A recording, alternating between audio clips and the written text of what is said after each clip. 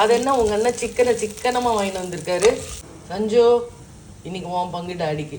இன்னைக்கு Sunday special என்னம்மா? Chicken fry. வா. பெப்பர் சிக்கன், வெறும் பெப்பர். வெறும் கருவேப்பிலை சிம்மிலே வச்சு இல்ல அது சஞ்சு வரல. இவ்வளோதாங்க வாங்கிட்டு வருவாரு. எடு ஒரு பீஸ் எடு, வெறும் அப்படியே எண்ணெயில் போட்டு கருவேப்பிலையோட. எப்படி பண்ண சொல்லு.